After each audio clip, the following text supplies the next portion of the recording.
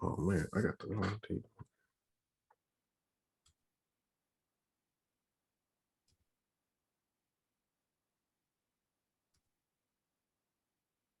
All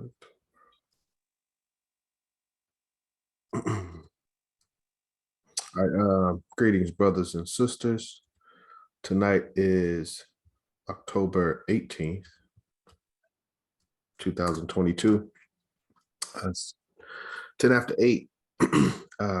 And we're broadcasting from Atlanta Division 421.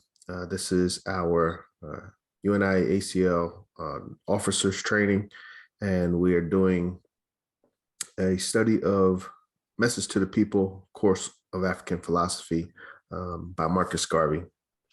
With all of our meetings, we like to start with pledge to the red, black, and green flag.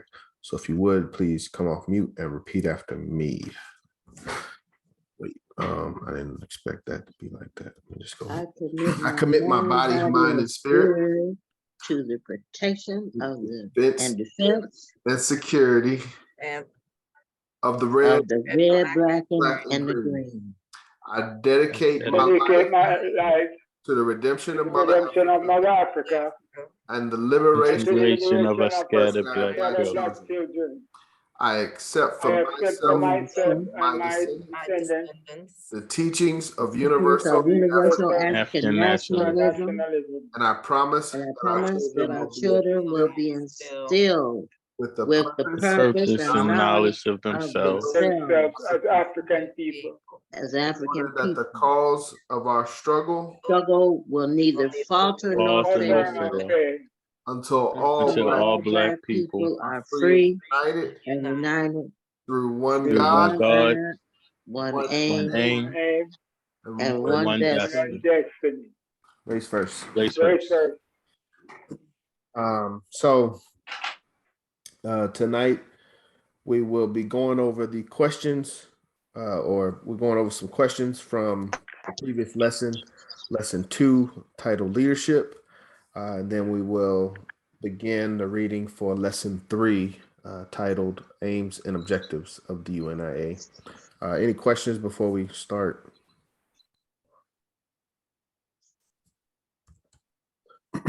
Okay.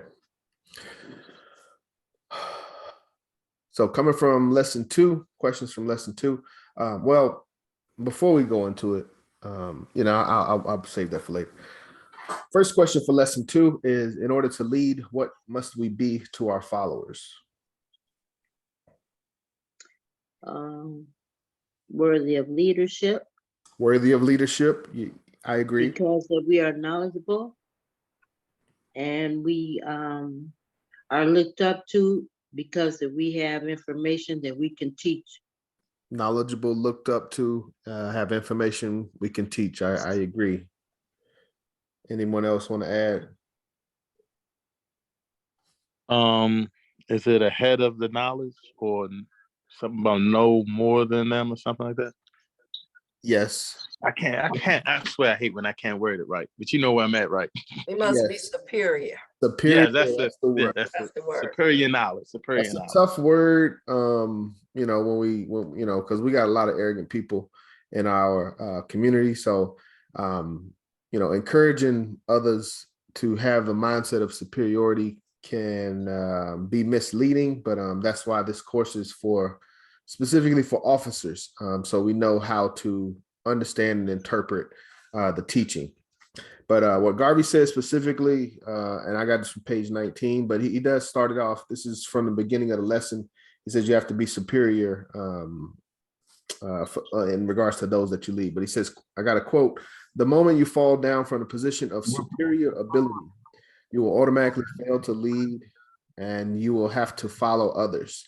People only respect leaders and follow them when there's something superior in them." So it's not a superiority from an arrogant standpoint, but as Sister Mukarava said, and as I like to think, a superiority from an intellect standpoint. And I think the way I've described it in the past, but if you're trying to learn karate, you want to learn from a black belt, the highest caliber. You know, you don't want to be a white belt, a yellow belt, learning from a white belt, you know, so you have to, in order for people to follow you and look up to you, there has to be something superior, some superior quality about you for them to do that.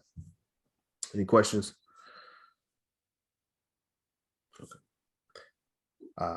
Next question, why must a leader be concerned with a clean appearance? You don't want to be offensive.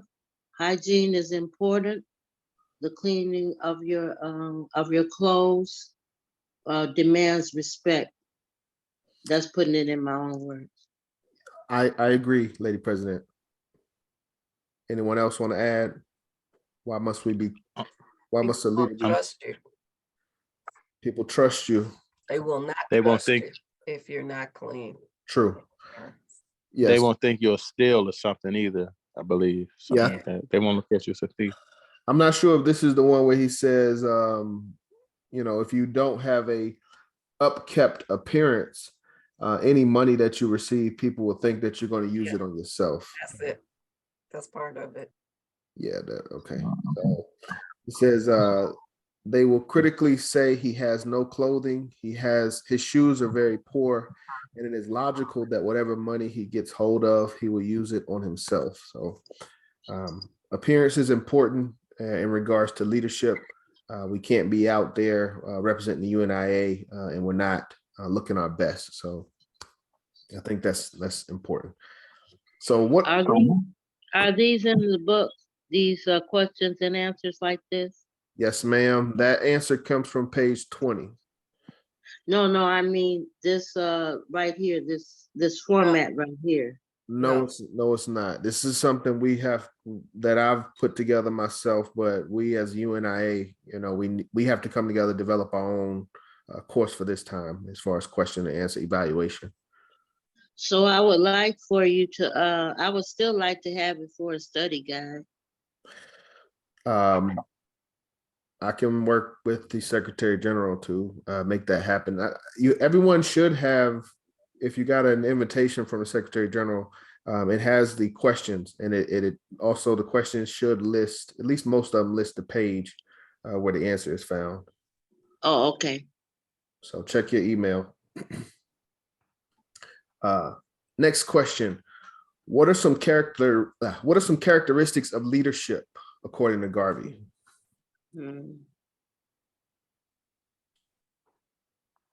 Anybody, anything? Consistency. Consistency. That makes sense. I'm not sure if he uses that word, but I like it. Responsible. Honest. Well, I'm just saying what I think. That's what it's about, you know. I want to know what we think. What are some characteristics of leadership? Honesty is very important. Integrity, attitude. All right. Attitude. I like that because that goes into one of my favorite ones that Garvey talks about. All right, I'm gonna reveal the question answer that I got. Garvey says personality, dignity, not a snob, maintain pride, must be strong, gentleman or gentlewoman, maturity, self-possessed, confident, self-reliant, not extravagant, serious. So those are some of the characteristics that I pulled from pages 19 through 21. But just according to the text, these are some of the characteristics that Garvey lists in this lesson titled Leadership. Next question, what does Garvey say about your heart and your head?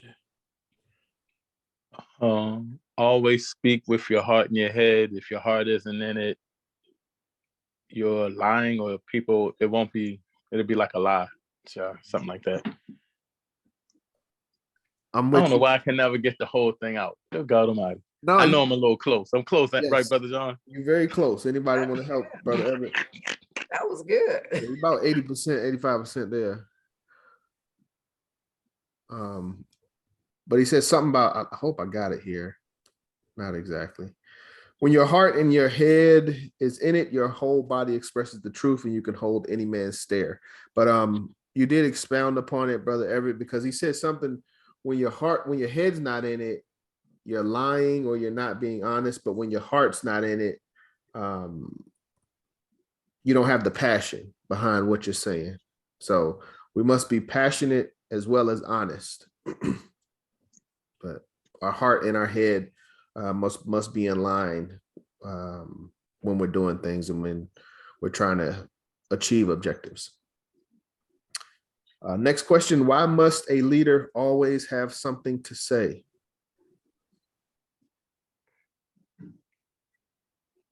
If he doesn't, he forfeits his leadership, and someone else will supplant him. Absolutely. You got the book open now. But I remember these. This is my favorite. This is my favorite one. This is my favorite chapter. Page 22. Page 22. Garvey says, otherwise he forfeits his leadership, and someone else who has something to say will supplant it. So I think that's important. This follows up on some information that Garvey gave in lesson 1 when he said, we shouldn't talk about things if we don't know.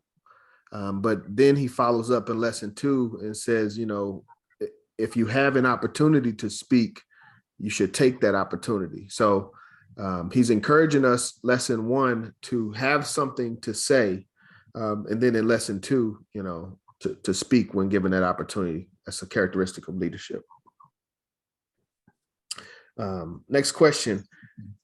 When Garvey says, quote, a leader should always make an effort to be known in his community, what people was he referring to?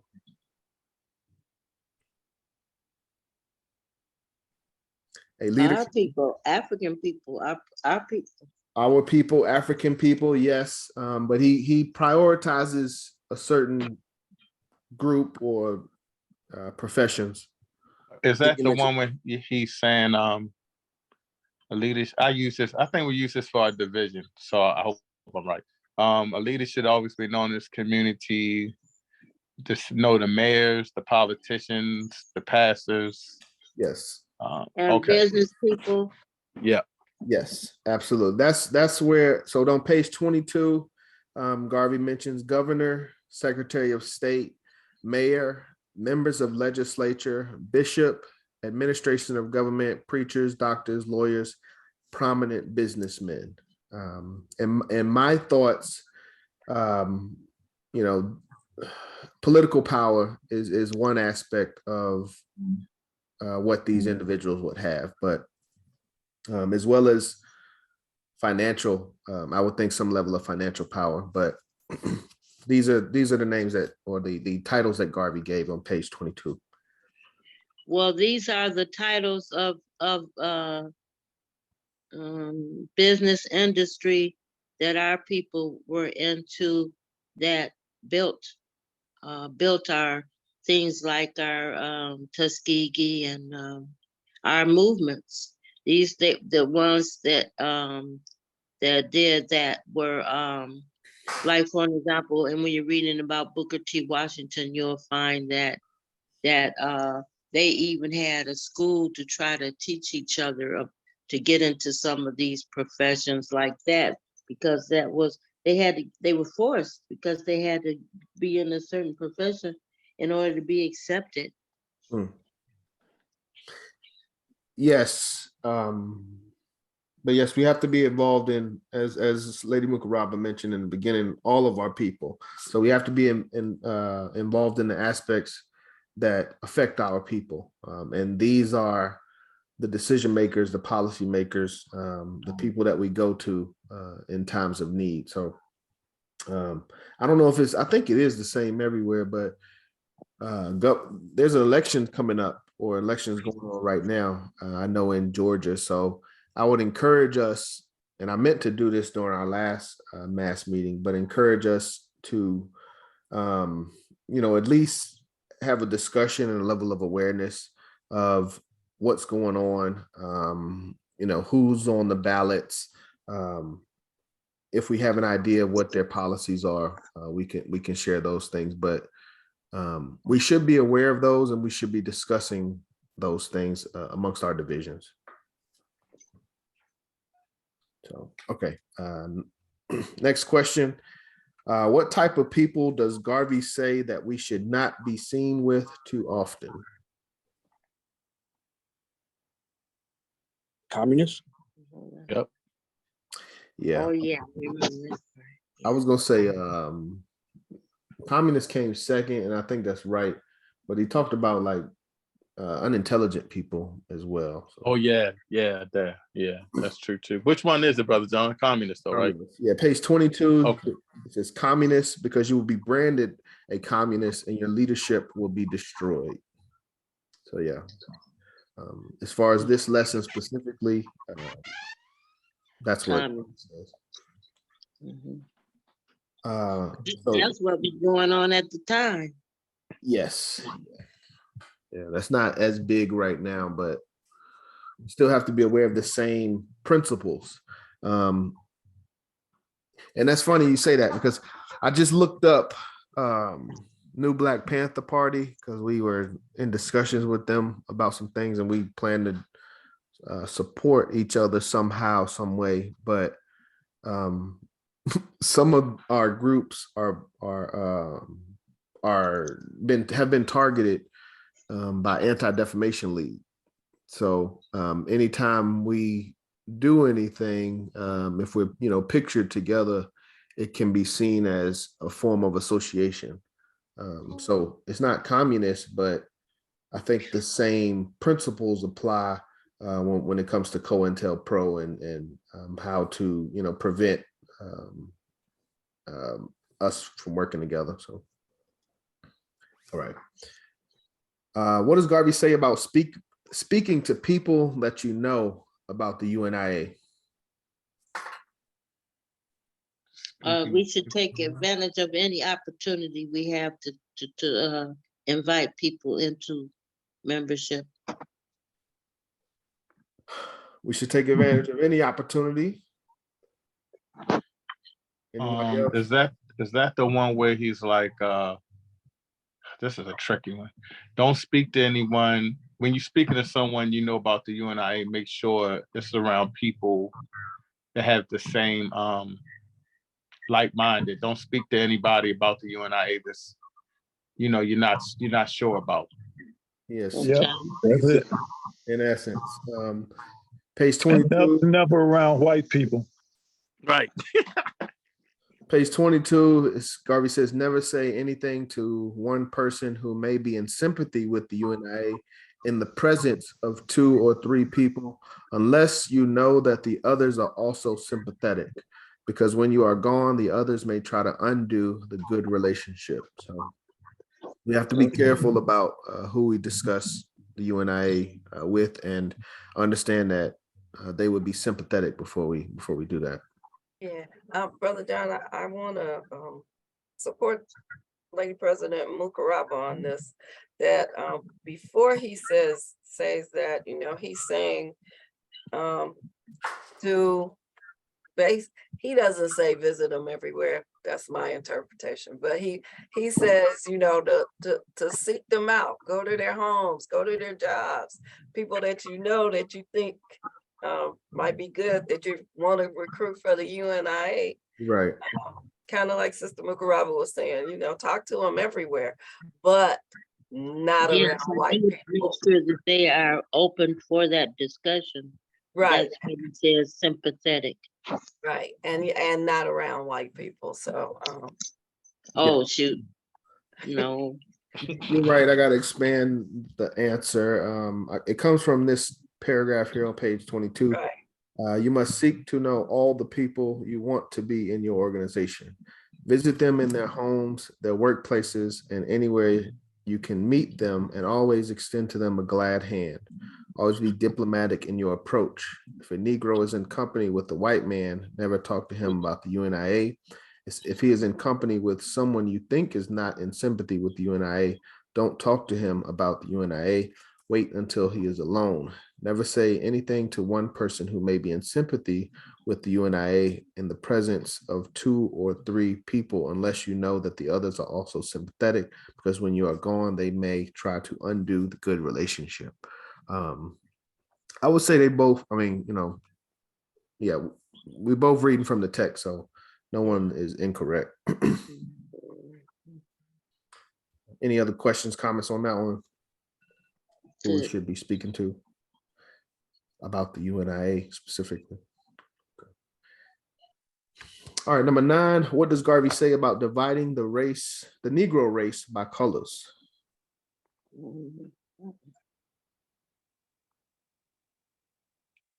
What does he say about dividing our race? Never do it. Never do such a thing. Never do such a thing. Oh, yes, I do remember one part about no matter what your color is, you're all members of the UNIA, something like that. Do we know why? I don't Because remember. it creates division among us. In a sense. I mean, this is a organization or a government based on race, not based on complexion. Yeah. And we have suffered from enslavement. Yes.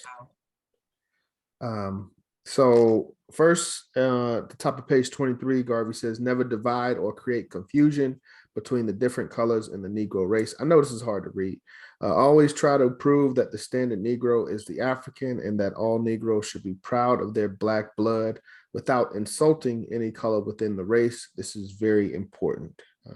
And then the next paragraph, he starts off and says, let me actually go to it.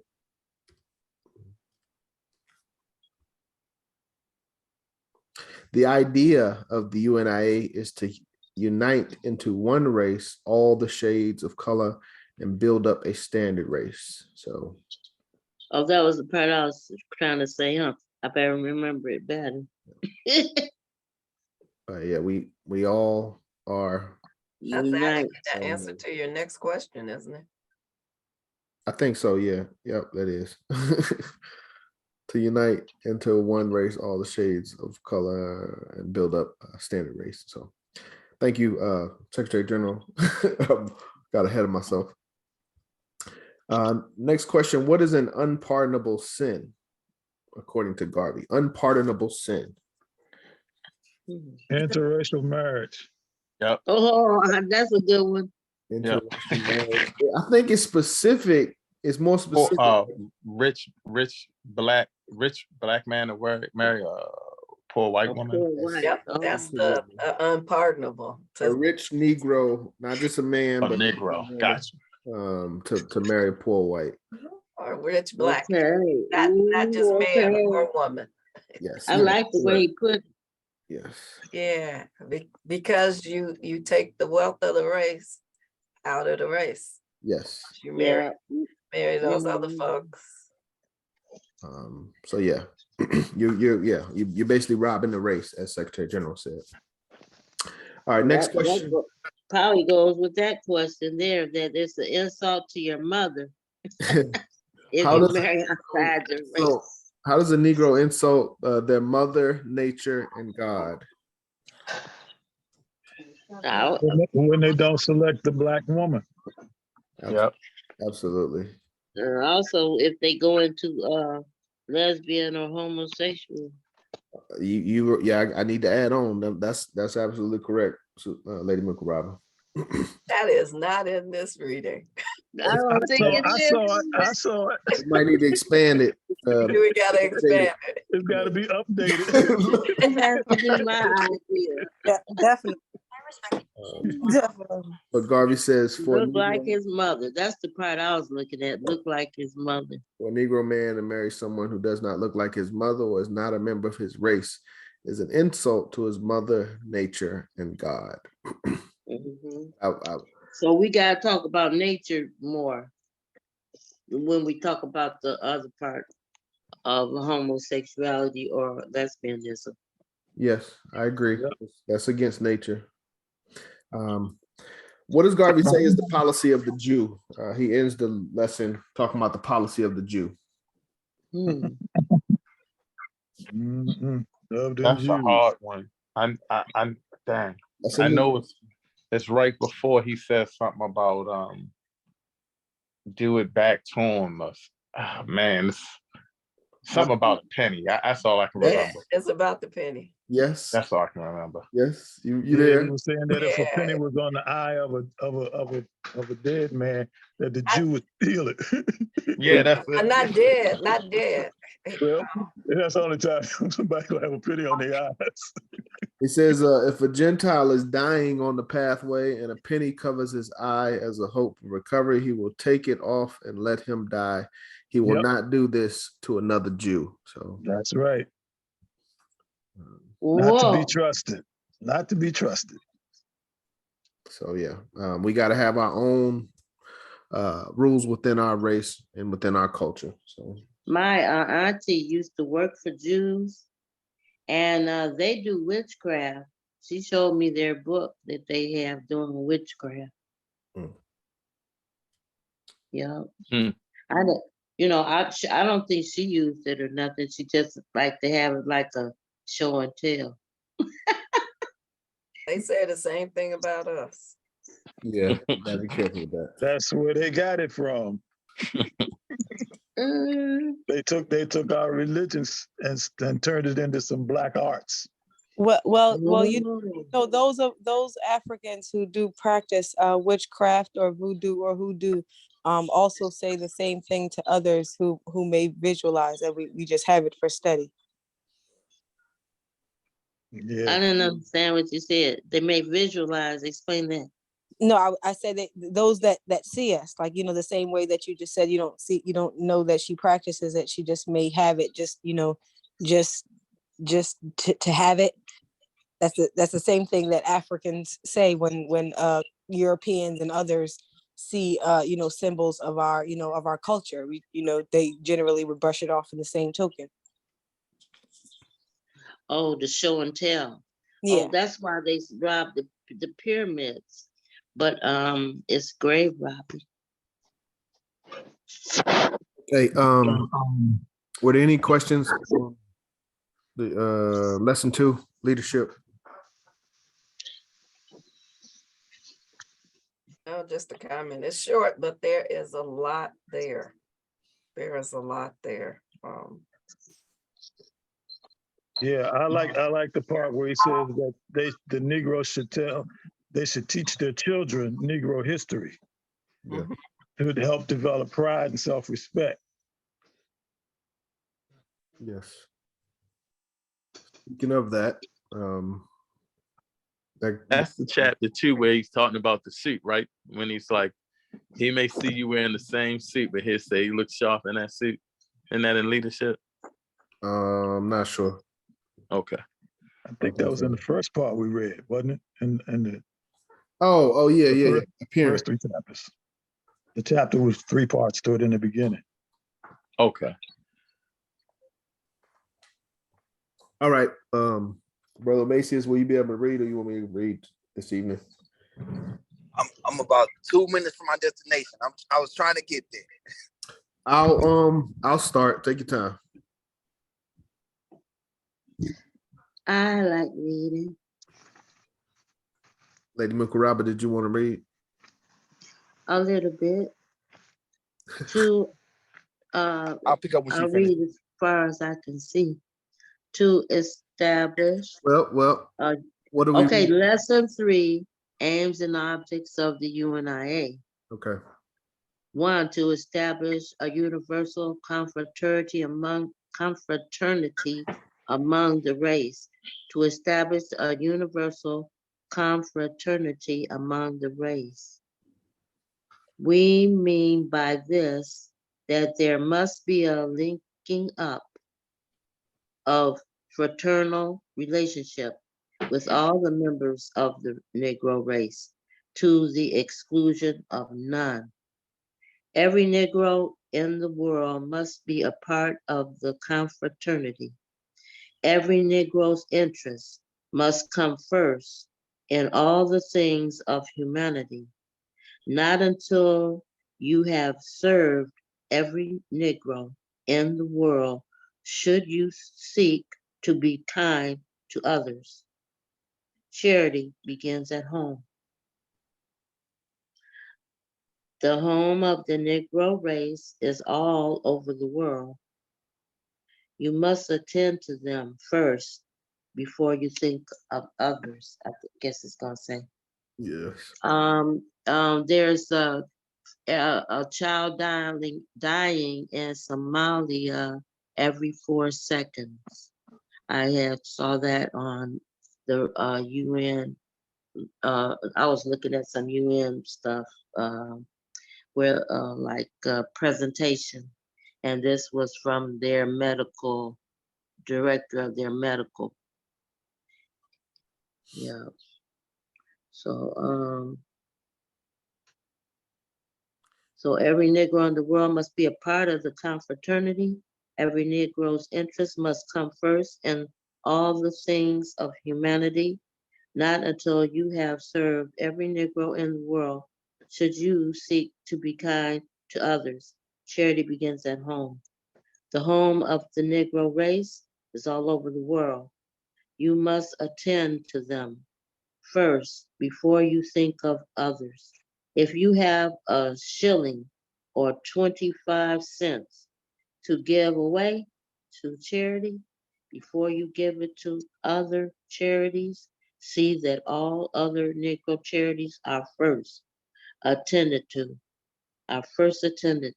So long as there is need in your race, attend to it first and always. Never deny help to your own race. Thank you.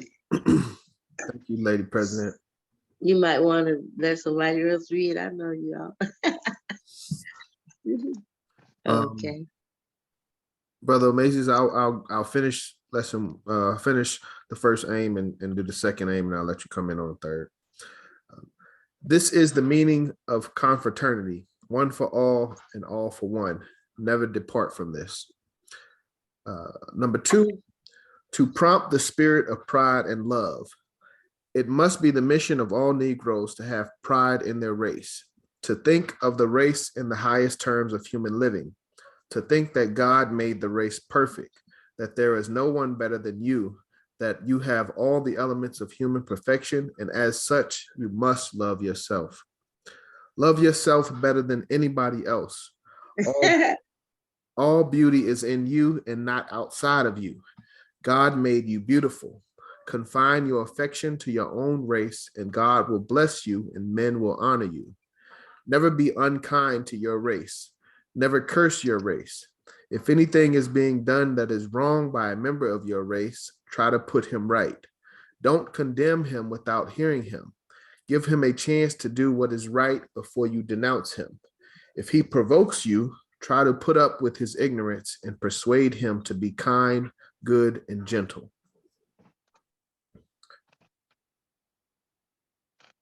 Brother Macy, so you ready? Or you want me to continue?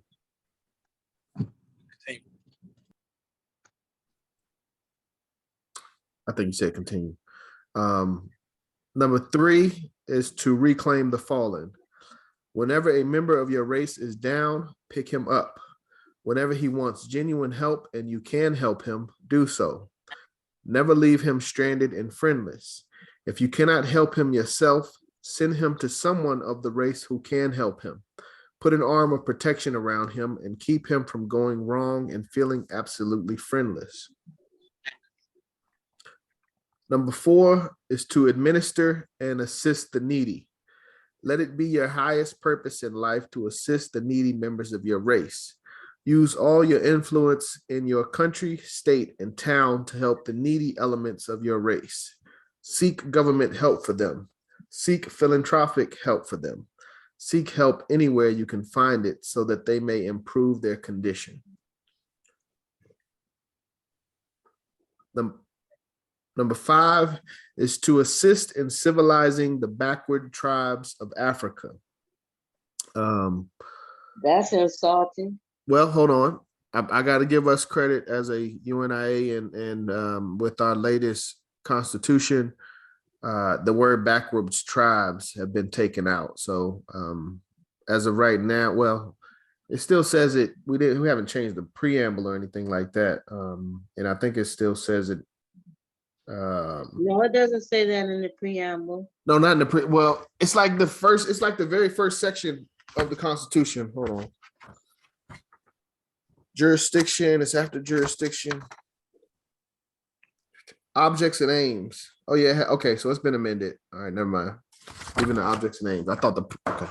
So as of the amendments, it no longer says backwoods tribes, but we're reading the text that Garvey left, and 1914, 19. I don't have the authority to change what Garvey wrote. So until we The backward tribes might be in the USA. Right. Yeah. All right, but Africa is the motherland of all Negroes. All Negroes were taken from Africa against their will and forced into slavery. Africa is the natural home of the race. One day, all Negroes hope to look to Africa as the land of their vine and fig tree. Therefore, it is necessary to help the tribes that live in Africa to advance to a higher state of civilization. The white man is not conscientiously doing it, although he professes to do so. This is only his method of deceiving the world. It is the Negro who must help the Negro. To help the African Negro to achieve civilization is to prepare him for his place in a new African state that will be home of all Negroes. Unfortunate the way we see Africa today, still divided and being taken advantage of by China at this point. But Garvey in his time was warning us and advising us to organize and make sure we protect the motherland, Africa. Well, Mason, are you ready, or you want me to assist in the development of independent Negro nations and communities? The Negro should develop every section of the communities in which he lives that is his, so that he may control the section or part of that community. He should segregate himself residentially in that community so as to have political power, economic power, and social power in that community. If he scatters himself about the community, or if other people live in the community, he will be scattered in his power and dividing it up with other people. If there are 10,000 Negroes in a town, they should live close to each other. If there are 500, 1,000, or 1 million in a town, they will have the power of their numbers to do business, to appeal to the governor, and to voice their rights as citizens. In their respect, segregation is good. To do otherwise is bad. To establish commissionaries or agencies in the principal countries and cities of the world for the representation and protection of all Negroes, irrespective of nationality. Number 7, to establish commissionaries or agencies in the principal countries and cities of the world for the representation and protection of all Negroes, irrespective of nationality. This means that there must be someone in every city whose business it will be to look after the interests of Negroes who may come into that city or country. His position would be like that of an ambassador, consul, or consular agent of a nation. He will interest himself in all the things affecting the Negro race and see to it that no advantage or abuse is taken or made of a Negro who comes into the city or country. He is to report all happenings affecting the Negro and those happenings in which the Negro is interested to the UNIA. This will not be necessary where Negroes have a community of their own, but it's applicable only to foreign countries such as Europe, Asia, and South America, where the Negro may live in large numbers and have no contact with the government. Number 8, to promote a conscientious spiritual worship among the native tribes of Africa. Considering that there are so many different religious thoughts, the Negro should be brought under the influence of one system of religion and the belief in one God. An honest effort should be made to instruct him in his particular desires and not to exploit him by teaching him different religions. There is to be no speculative idea behind his religion. Number 9, to establish universities, colleges, academies, and schools for the racial education and culture of the people. This means that we are not to become satisfied with the educational system of the white man, which has been devised by him for his own purpose, to lead others to obedience to his system, the Negro must have an educational system of his own, based upon the history and traditions of his race. Therefore, the textbooks must be different than the white man's textbook. The white man's books laud him and outrage the Negro. In such textbooks, the Negro should substitute all that is bad affecting him for what is good relating to him.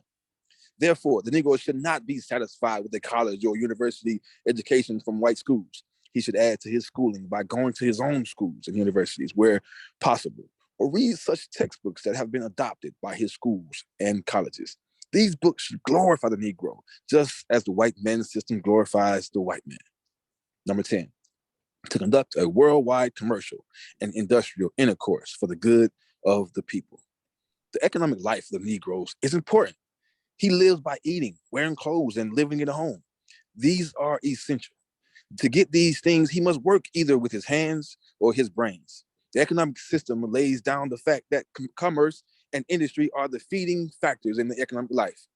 Hence, it is absolutely necessary that the Negro builds an economic structure sufficiently strong enough to feed the arteries of his existence.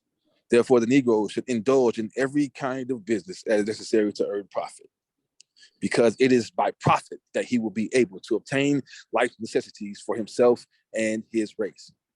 Number 11, to work for better conditions in all Negro communities.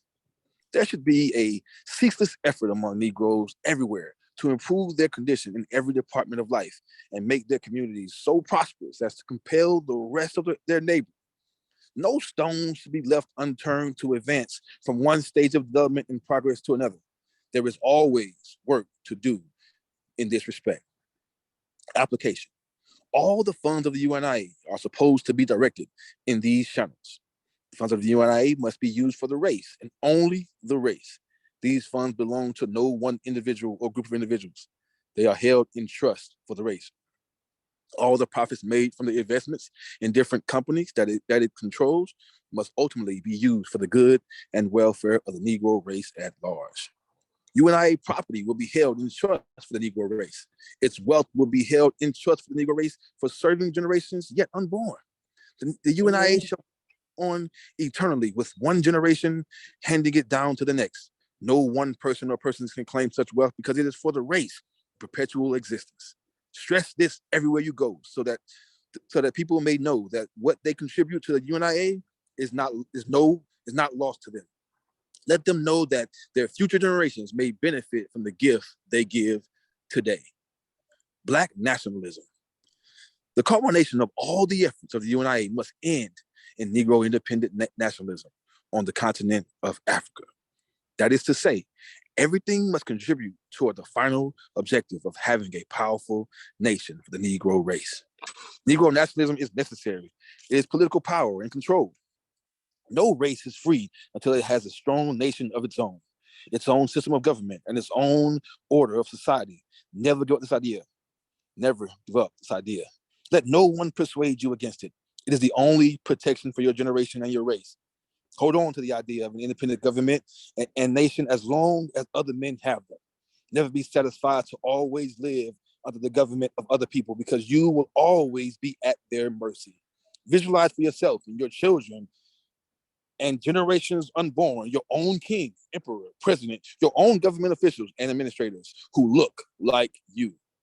God never could have intended to make you look as you look and as you are, and make your king, president, emperor, or ruler of a different race than you are.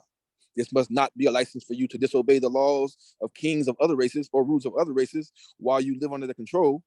You must always seek and work for a government absolutely your own, where you and your children would have a chance, like anybody else in the state, to have a chance to rise from the lowest to the highest positions, which you may not attain under the other governments.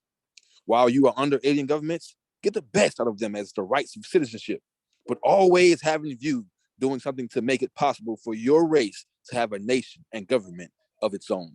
Speak of this, dream of this, work unceasingly for this, and never forget this, for this is the great task of the UNIA.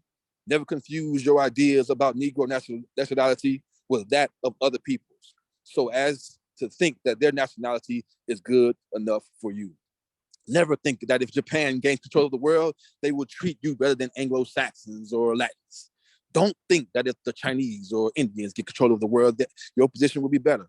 All other races and nations will use you just the same as slaves, as slaves and underdogs. Therefore, your only protection is to have your own government. Your only protection is to have your own government. Don't encourage Negroes to join Japanese, Chinese, Indian, or any other movements with the hope of getting greater freedom. They will never get it because all peoples want all things for themselves. Explain this thoroughly and sufficiently so as to discourage ignorant Negroes from thinking otherwise. You should teach Negroes to have pride in their own nationality and teach them not to wear garments that typify membership in other nationalities. It's ridiculous, and people laugh at them for doing so. Teach Negroes to look for honor in their own race and from their own nation, and to serve their own race and nation to get such honors. Any honors they can get from any other race for serving that race, they can get from their own race for serving their race.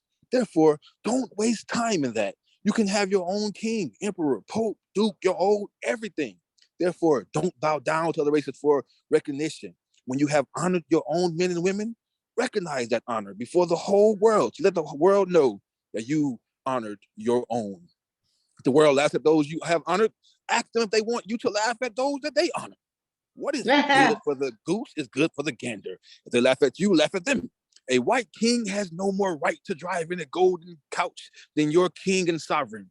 Their pope has no more right to put on sacred robes than your pope. Their dukes and nobles have no more right to be dressed up in feathers than your dukes or nobles. Therefore, have pride in yourself and honor yourself. Don't allow the other nations to get ahead of you in anything. Follow the idea of the Japanese. Every ship that other races build, the Japanese build one. Every university other races build for teaching men, the Japanese build one. Do the same. Always have your own, because there will not be enough to accommodate you later on. Create your own. Every Japanese you see is working for the good of his nation. Every white man you see is working for the good of his nation. Teach every black man to work for the good of his nation. In conversation with him, never leave him until you have persuaded him to this line of thought. Go to all your layers, to all your lawyers, and ministers, and talk this into them. Argue with them until they perspire confession. Go back again and again and talk until you get your man, and let him work for a nation. Always talk about a nation. Always feel that you see the nation. Use the object lessons of other nations to convince your people of the reality of a nation. The sovereign of a people is in the nation. It is the result of people forming a society of their own to govern themselves and to achieve their ends. People with different outlooks and of different races never join together except they are subdued. They always find independent expressions and actions. The highest expression of this independence is in the sovereignty of a nation. The flag of a nation is the emblem that signifies the existence of that nation. Have your flag. It is red, black, and green. Be proud of it, for it is the emblem of your race. When other nations exhibit theirs, exhibit yours. Make songs and sing them. Write poetry about your nation and read it, recite it. Glorify your nation in music and songs. Don't sing the songs of other races. Don't recite the inspirational poems of other races. Sing and recite your own. Everything that inspires other races, turn it into your own tune and fit it to suit your own inspirational and idealism. See only yourself in everything. Make your nation the highest expression of human idealism. Then live up to it. Thank you, Brother Macius, First Vice President and Commissioner, District 2. Any questions, comments on what we just read? Lesson 3. Would you go over 5 and 6 with me again? I had a call. Sure. Let's see.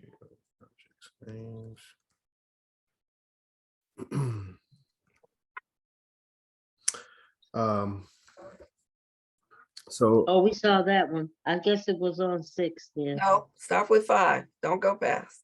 Let's start with 5. Okay. Aims and objectives of the UNIA. Number 5 Number too- 5. it's too I think that the way Mr. Garvey explains what he means, lays it out so clearly, and it's nothing that anybody should have any problems with.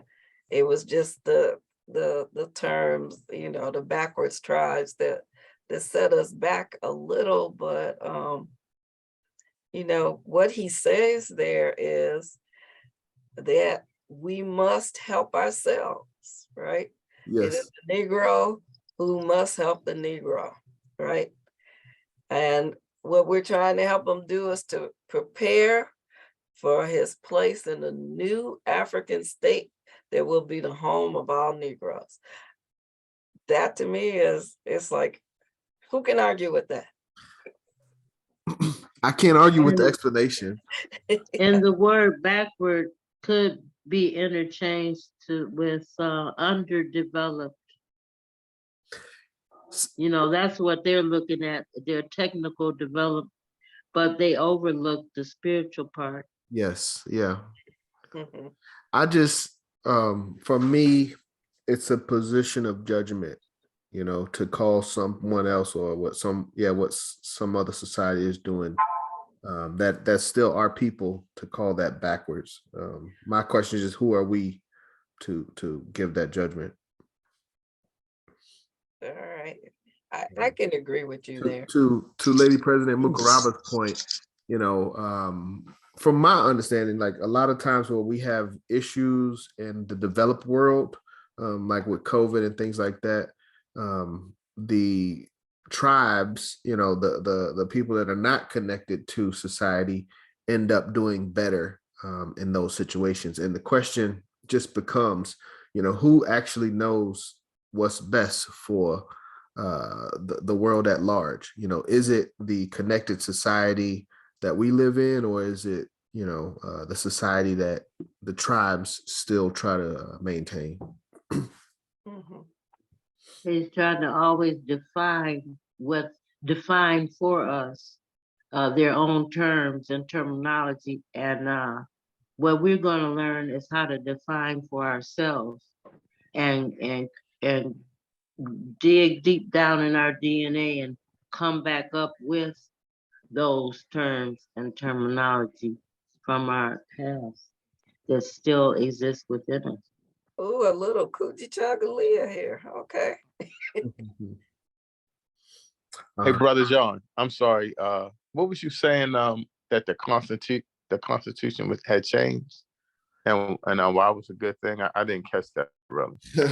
Well, it was a good thing. This is my opinion, and I think this is one of the things that I want to say we pushed for at Division 421, but we all should know, you know, how the government works, how updating the Constitution works. We all, each of the divisions, puts together our own resolutions, and these resolutions are discussed at High Executive Council and voted on at High Executive Council. And if approved, they're allowed to go to convention where where we have an opportunity to amend the Constitution. And Right. this was Well, something. John, this is from 2005 though, right? Okay. It was changed. It was changed a while back. Okay. But well, I remember, I just know this But was it something, just got put in. yeah. Right. When It we just talked got put about in, this as a division, this was one of the things that we didn't necessarily agree with. And another thing we could talk about later, though, is the male dominant perspective that's in the Constitution. But the amendment states, and this is in the objects and aims, so page 10 of the large Constitution, of the Universal Negro Improvement Association and African League shall be to establish a universal confraternity among the race. So that's number one.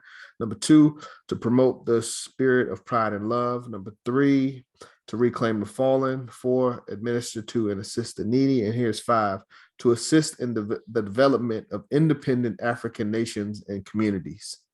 So it was changed from. I got you. It does sound better than calling them backward. Yeah. Well, it don't even say it was changed. It just took out to assist in civilizing the backwards tribes of Africa. because it originally said to assist in civilizing the backward tribes of Africa, and then it continued to assist in the development of independent Negro nations and communities. So, yeah, we just took out the backward tribes of Africa. Gotcha. But to expand upon the aim itself, as Secretary General said, and when you look at the explanation, it's hard to argue it. I think that's your line coming. It's not somebody's iPhone. Whose iPhone? Oh, I'm sorry, President John. That's me. I'm sorry. Chaplain Mitchell. All right. Thank you. Number 5. So Chaplain Mitchell, he's with Division 421. He's our division chaplain. Number 5, as it states, Africa is the motherland of all Negroes. All Negroes were taken from Africa against their will and forced into slavery. Africa is the natural home of the race. One day, all Negroes hope to look to Africa as the land of their vine and fig tree. Therefore, it is necessary to help the tribes that live in Africa to advance to a higher state of civilization. The white man is not conscientiously doing it, although he professes to do so.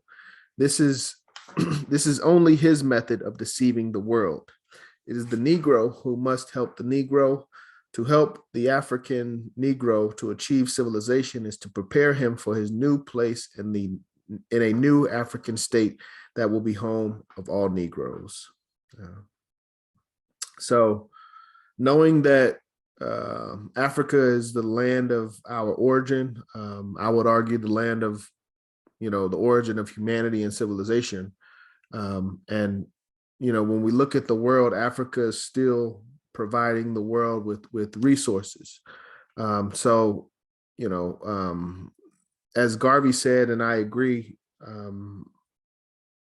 that'll be our base of operations in order to, and if that is our vision, then we must make sure that the base of operations is taken care of and well developed. So that's the way I look at aim number 5. And then number 6 is to assist in the development of independent Negro nations and communities. The Negro should develop every section of the communities in which he lives that is his, so that he may control that section or part of that community. He should segregate himself residentially in that community as to have political power, economic power, and social power in that community. If he scatters himself about the community, or if other people live in the community, he will be scattering his power and dividing it up with other people. If there are 10,000 Negroes in the town, they should live close to each other. If there are 500, 1,000, or 1 million in a town, they will have the power of their numbers to do business, to appeal to the government, and to voice their rights as citizens. In this respect, segregation is good. To do otherwise is bad. So Garvey promotes us to segregate ourselves within our own, create our own communities so that we have social, economic, and political power.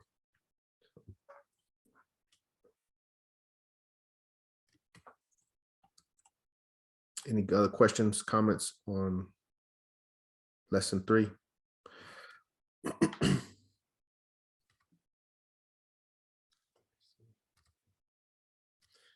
Okay, let me do a brief recap. We got, let's see, it is 9:08. We'll end early, but I want to do a refresher of the previous information. I like to do this. I don't treat this course as a book. I treat it as a course.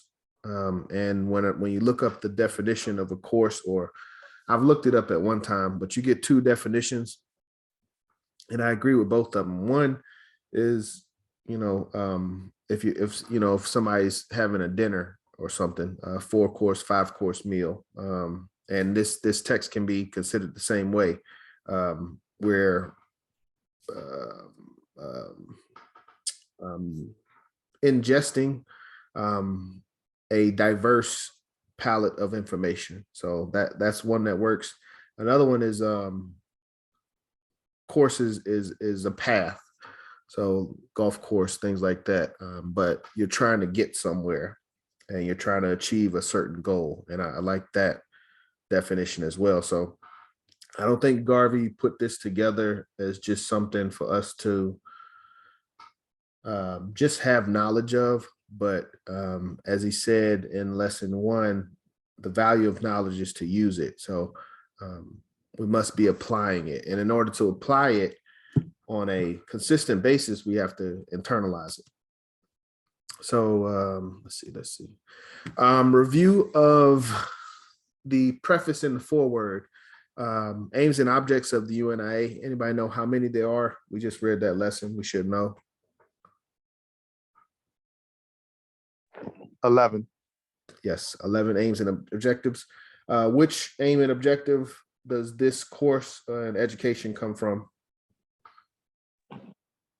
9. Absolutely. I just remember that from the test. That's universities or something, right? Absolutely. All right, okay.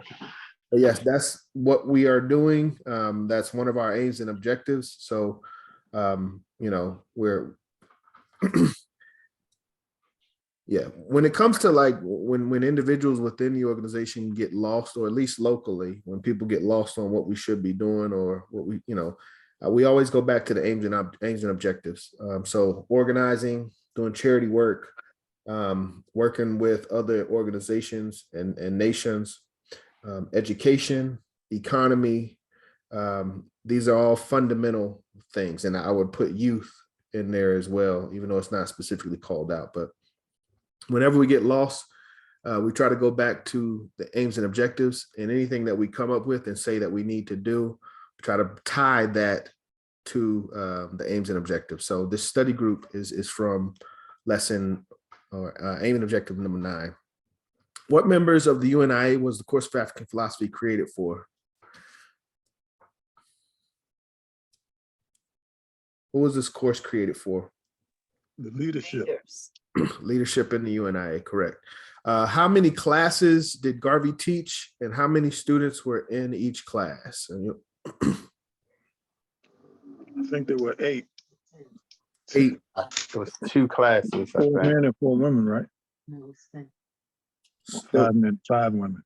There were 2 classes. I don't know the breakdown of men and women, but I do know first class had 11 students. 1 individual failed, and then the second class had 7 students, all passed. I think that the correct answer should be 3, because you're not counting the correspondence, are you? Yes, You counting the correspondence it was only 2. It was the 37 and then 38. and the correspondence course? Yes. Okay.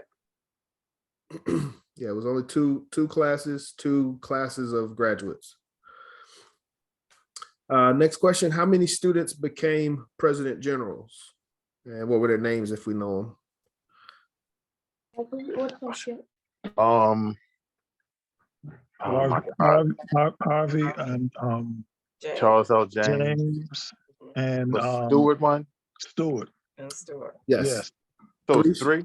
Yes, 3 Yes. students. Okay. Only 3. 3 students. They all were in the first class of 37. James, second president general. Harvey, 4th president general, and Charles L. James, 5th president general.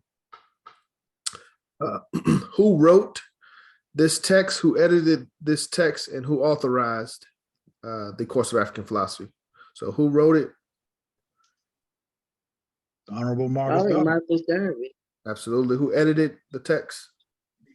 Amy Jocks. Well, Martin. Tony Martin. Tony Martin. Yes, sir. And who authorized this Charles text? L. James. Charles L. James. Yes. So we got to know this. We should know this information. If we're representing the information, we should know who gave it to us.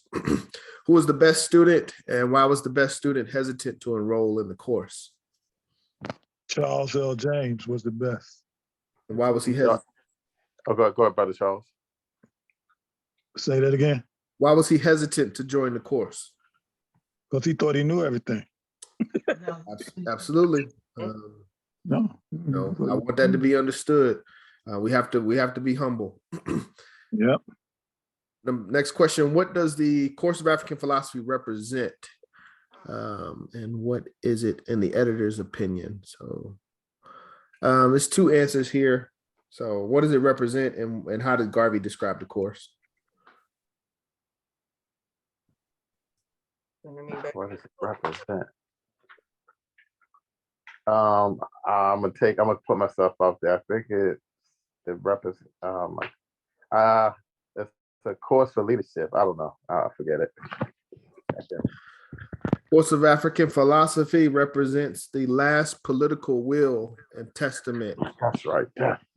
Of Garvey. He describes them in eloquent words, but that's the way I like to remember what this is, what we're studying. It's the last political will and testament of Garvey. And how does Garvey describe the course?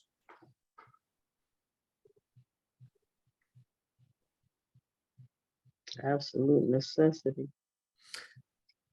He described it as a rigorous course of training that would instill an Afrocentric perspective. So, okay. What was the requirement to pass the courses that were taught by Garvey? Had to take a test. Had to take a test. What else they had to do? They had to know it all. They had to write it all. Write it all. They had to write out each of the lessons with their own handwriting. So that's what they did in Garvey's time. What was Garvey's two quotes to the people in Philadelphia in 1937?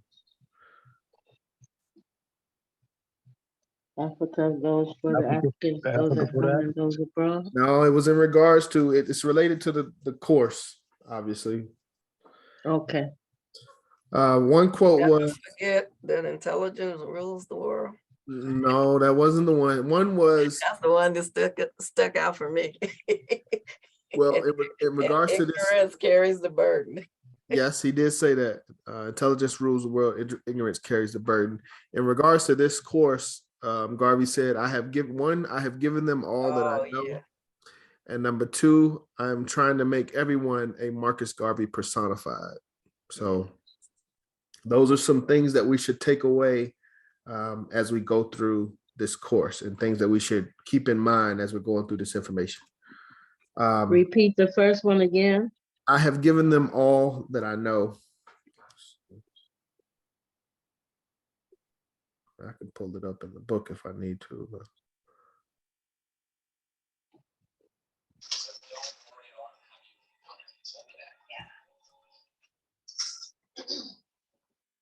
This is at the very end of the foreword, I believe. Let's see. Intelligence is a long lesson. So one, I am trying to make everyone, no, number one was, I have given them all I know. He declared to the people in Detroit, 1937.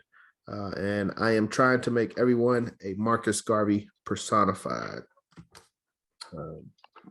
So when it comes to the lessons and people trying to emulate the work of Garvey, I don't think there's any place better to start, at least, than the Message to the People course of African philosophy. Lesson one, when must we stop learning and stop reading? Never. We should always be learning and reading. We should make time for it every day. Yes. 4 hours. You ahead of me. What must be mastered in order to read intelligently? The language. Yes, we must master the language that we speak. So, ignorance is no excuse. We have to study this language of English. Number three, what subject should we never write or speak about? Something we're not familiar with. Things you don't know. Absolutely. How often should we read, and when is the best time? Just before we go to bed. Yes, before. Yeah, I think that was what it was. Right before bed, yes. And Lady President said 4 hours a day. That's what Garvey recommends. What does Garvey say about the company that we keep? That they should be on par or above us in intellect. Yes, they should be people we can learn from. What does Garvey say is the value of knowledge? Worth more than gold. I've forgotten how. You can never lose it. But what is the value of knowledge? I just went through You this. just told us that. Yeah. Bad girl. The value is to use it. Absolutely. Yes. We don't want to just be walking libraries, but we ain't applying all this information that we have. So the value of knowledge is to use it. The place that's got some of the most quote unquote knowledge and intellect and resources is the graveyard, but they ain't nothing getting done out there. So we don't want to be like that. In reading, is it necessary or compulsory to agree with everything you read, and why? And that includes this text that we're reading or this course that we're going through. Absolutely not. Correct. We do not have to agree with things that we read if there's facts or knowledge that changes or is updated, or things that we're aware of that are contrary to what we're reading. We should apply our own logic and reasoning. Just don't take things just because somebody wrote it down doesn't mean that it's absolutely true. What should we be doing in our spare time? That's the easy one. Beside reading. That's it. That's it. Yeah. Yes. What do the greatest men and women in the world burn? The midnight oil. Midnight. I bet it is. Yes. Is that it? Yes, it's midnight. I think he said midnight lamp specifically, but most people say oil. So either one. All right. Why should we study multiple subjects? We want to be well-rounded in our education. Be well-rounded, as well as in lesson 2, we should be prepared. If we do have an opportunity to speak, we should have something, relevant to say. I'm gonna skip libraries. What book does Garvey say we should read a chapter of every day? The Bible. The Bible. I bet it is. Yes, it's the Bible. All right, I'm gonna jump to lesson 2 for the last few minutes. Wait, we just did lesson 2. Yeah, we just did lesson 2. So I'll finish lesson 1. How does Garvey recommend we approach books that are written by white authors? With caution? Pretty much, yeah, with caution. Okay. Nothing, basically the white man has not written or done anything for the benefit of the Negro race. So, just be cautious of anything that he writes is for his own benefit. Oh man, I just gave the answer. Let's see. What historical sources show that Black was an important color among the races? Based on history, how do we know that Black was an important color among the races? There's 2. It's in the Bible. Yeah, Bible. Bible again. It's in our it's in the relics and the temples that are survived. But that's Egyptology. off the top of my head. Absolutely.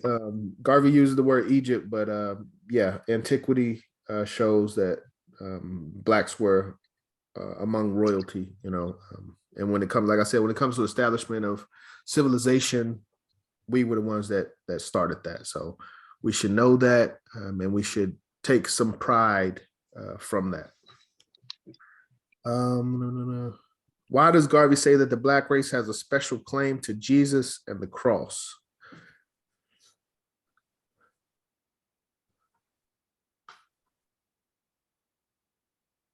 Was it Simon? Jesus Simon? was a Black man. Jesus was a Black man. Something about Simon helped him with the cross. Yeah, He helped He helped to bear the cross. Yes. He helped to bear the across here. Simon is Cyrenian, who is hasn't been argued as to his race. Everyone agrees he's a black man, and everyone agrees that, you know, if you are in line with the story, that he helped Jesus and he bore the cross. So when it comes to black people having a relationship with Jesus and the cross, Garvey feels that we have that right based on the history of Simon and his relationship with Jesus. So, okay, that's all I got. I'm not going, we don't have to go any further.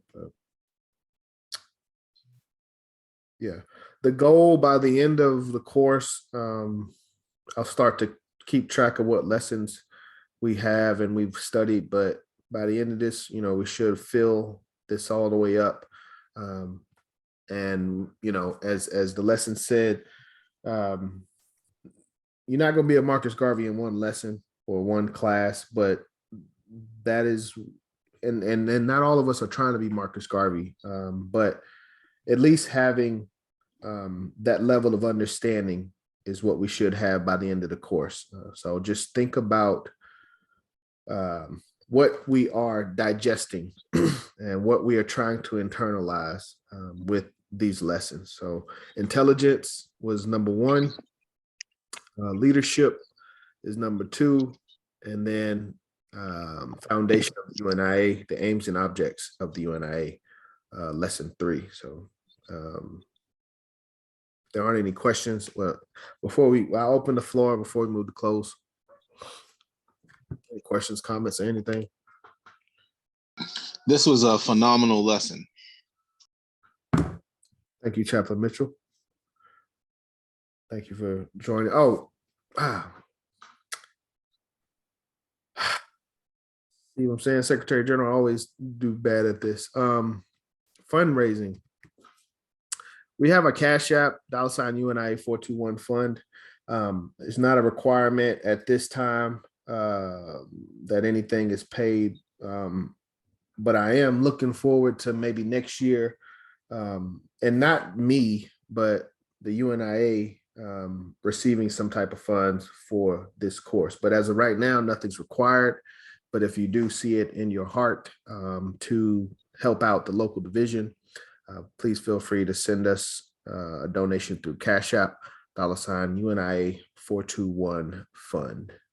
But yeah, again, I don't think we should charge new members to take the course, because I think they're already paying, because they're going to be paying their membership and their tax and application fee. And New so members that won't be should be taking the enough to course. get on the class, shouldn't it? Yeah, this isn't really for new members. Not for new members. yeah, I'm just putting it out there. It's like I said, as of right now, it's not required, but in the future, the parent body or HEC may make that decision. So. Charge for the course. Thank you.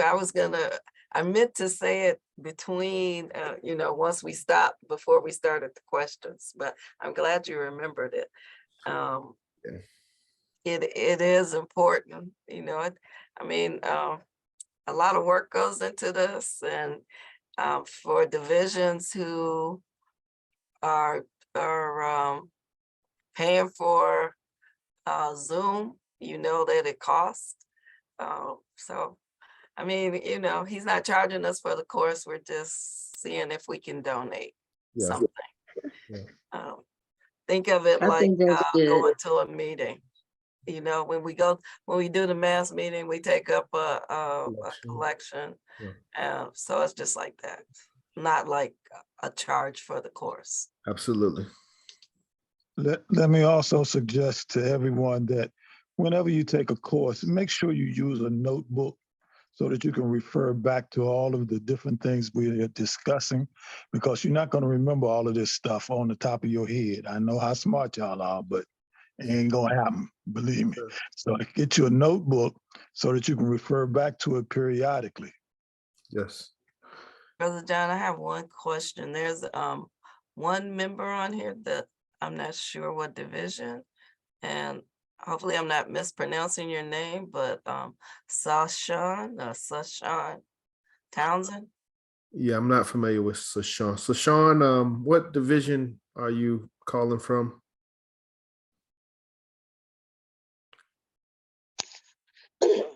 That would be Philadelphia's division. Oh, excellent. Okay. Okay. How's everyone doing? All right. Great. Race first. Doing well. Definitely appreciate the lesson. Yes. Looking forward to learning more and more about Marcus Garvey and UNIA. So thanks for having me. Yes, sir. Thank you for joining us, my brother. So, yeah, I don't have anything else. Next week, we will be going over questions from lesson 3. So, recommend, as Brother Charles said, we should all be taking notes. But in addition to that, we should be reviewing the text as well. But also, taking notes as we're reviewing the text. So, take this week, review lesson 3, get a head start on lesson 4, and we'll come back next week, have questions on lesson 3, and we will start lesson 4 titled Elocution. We should be able to knock that out next week. Thank you, Brother John. Thank you, Brother Charles. I appreciate it. Last call. Any questions, comments before we move to close? Wait, go back. I missed the Cashapp. Oh, there it is. Okay. Go back for that. UNIA 421 fund. Okay, I got you. Thank you. So with that, I guess we can close out and everybody get some rest. Take the mics off mute, repeat after me. One God. One God. One aim. One aim. One destiny. One destiny. Africa. Africa. For the Africans. For the Africans. Those at home. Those at home. And those abroad. And those abroad. Oh, Brother John, I have one quick question for Sister Mukaraba. And that is, the book that you're using, is it what do they call those books? Like an ebook or let me show you. Maybe Sister Mukaraba, if you don't have the book, if President Missa doesn't have it, maybe you could do it's not a Kindle, is it? It's a no. This is just a link to the Google book. And this works fine. It's got 90% of the information. The problem is, and I didn't realize this till last year when we did the course, they cut out some of the, I think at least, yeah. So the 5-year plan isn't on here. Lesson 22 isn't on here. okay. I thought it was 2 lessons, but it's just 1. Okay, and I saw it said omitted from the preview. So you're just doing a preview. Yeah. Okay. I haven't even. So Sister Mukaraba, that might be something you could do until you can actually get the book. Okay, thanks for that suggestion. And Sister Mukaraba, do you have a source to get the book, or do you need a source to get it? No, I don't know where to go get it. You can try Everyone's Place in Baltimore. They got plenty of them. Oh, Everyone's Place in Baltimore. She's in Detroit. Yeah. They send it. They mail it. I know. I thought she was gonna just try to go get one though. Yeah, she can walk down there and get it. Now I'm gonna ride my bike.